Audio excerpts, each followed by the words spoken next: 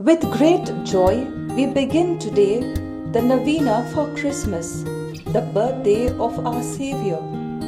Let us prepare our hearts in a worthy manner to welcome Him this year.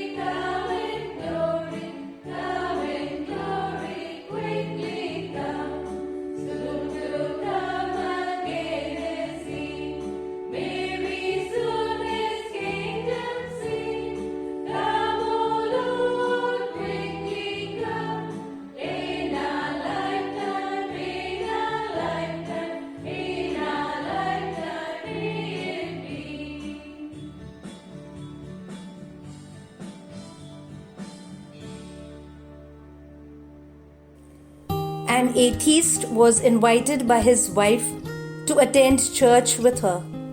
He frankly told her that he didn't want to believe the Bible teaching that God became man. "It does not make sense to me," he said. Soon after his family drove away to church, snow began to fall, and a few minutes later, he was startled by a thudding sound against his living room window. When he went to the front door, he found a flock of cold birds huddled miserably in the snow. They had tried to shelter themselves from the snow and were trying to fly through his window. He decided he must help the poor little creatures, and then he wondered how he could help them. He thought of the barn where it was warm, so he tramped through the snow to the barn, opened the door and turned the light on.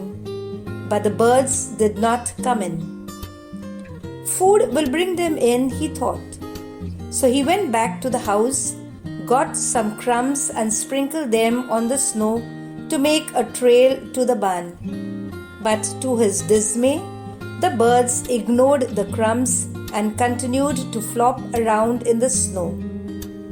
He then tried forcing them into the barn by walking around and waving his arms. They scattered in every direction except into the warm, lighted barn.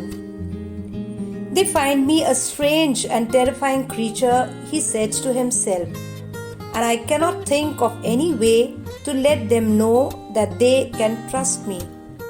If only I could be a bird myself for a few moments, perhaps I could lead them to safety." At that moment, the church bells began to peal out a Christmas carol. After listening for a few more seconds, he sank to his knees in the snow and whispered a prayer. "Now I understand. Now I see why you had to come as you did. Yes, God became man so that we would not be afraid to draw near to Him." Christ's birth brought the infinite God within reach of finite persons. The Word was made flesh and dwelt among us. Dearest Jesus, our Savior, you are the Word become flesh.